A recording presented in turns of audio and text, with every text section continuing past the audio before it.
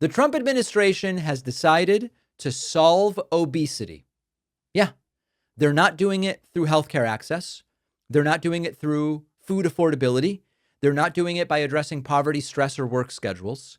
According to Robert F. Kennedy Jr., the Secretary of Health and Human Services, Trump has ordered obesity to end. There is also a new food pyramid, which we are going to talk about. Here is Bobby explaining it with Dr. Oz behind him and Marty McCary and a whole cast of characters. Them to addict us to ultra-processed foods. It's shocking that our own government helped to drive these cataclysmic changes in our diet. The damage is real, it is preventable, and President Trump has ordered it to end. If the United States reduced obesity, type 2 diabetes, heart disease, and Alzheimer's to Japanese levels, we would save approximately $600 billion a year. About 50% of Medicare's projected long-term deficit, or $5,000 per family annually. Current policy worsens the problem.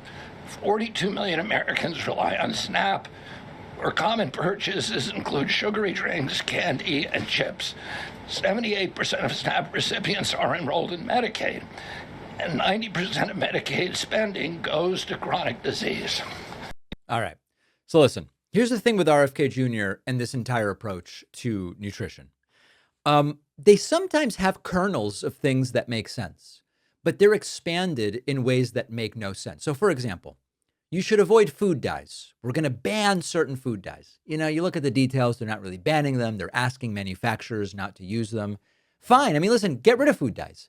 The truth is that food dyes primarily exist in ultra-processed food, and the quantity of actual food dye anyone is consuming, even if you eat a bunch of these foods, is relatively small because food dyes are like the last final ingredient that's listed.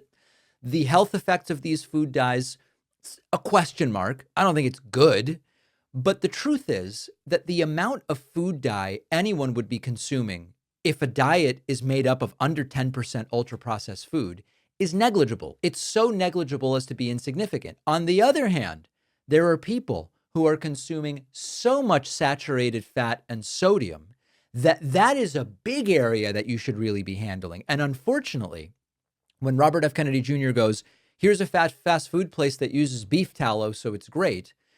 If you gear yourselves towards eating more of that, the amount of sodium and saturated fat that you will be consuming is a disaster. Now, this is what gets us to the next aspect of this revolution when it comes to nutrition. They've unveiled a new food pyramid, and the pyramid kind of flips a bunch of stuff. And it says at the top of the pyramid, what you really want to be consuming is red meat, cheese, whole milk, protein, and fats. You want a whole bunch of that.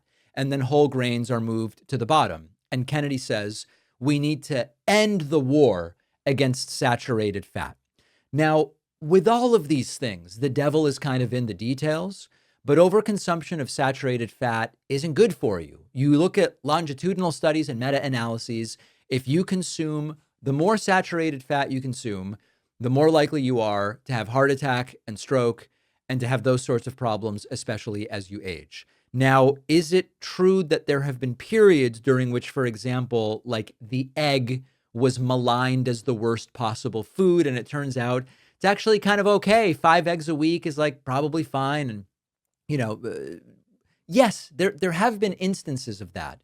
But one of the greatest things that they are doing wrong here is that when 70% of Americans are overweight or obese, and realizing that we need to treat this as a public health challenge and we need dietary guidelines that actually comport with the data, figure out what kids are being fed in school, figure out what is being being made available based on what is cheaper, based on the subsidies that exist and all of this different stuff. The idea of saying to people, what you really want to focus on is eating cheese and red meat, and by the way, throw beef tallow in there and use whole fat milk, that is a crazy amount of saturated fat. And if you think about, you know, even for breakfast, if you have an egg and a piece of processed white toast and bacon versus you have an egg and a piece of like whole grain toast and half an avocado instead of the bacon, just that over a year has a significant health and caloric effect, and they're basically recommending the opposite. So I'm kind of sick of this entire Bobby Kennedy Jr. thing, and there are people convinced that this guy is an absolute just genius when it comes to this stuff. And the funniest part, all of it is, he's ending obesity. He's going to end the entire thing. Oversimplification of a problem, blaming individuals, and declaring victory is the sort of MO that Donald Trump has put in place. And he's pushing it through Bobby Kennedy Jr., through HHS. And it is not how health works. And seeing Dr. Oz and Marty McCary standing behind Bobby, nodding along to this nonsense, this is leading people in the wrong direction. Now, we've got a great bonus show for you today, which relates to this. GLP-1s may be a forever drug. You know, Trump talks about ending forever wars. GLP-1s, increasingly, it seems, to really function at keeping weight off, you might need to be on it forever.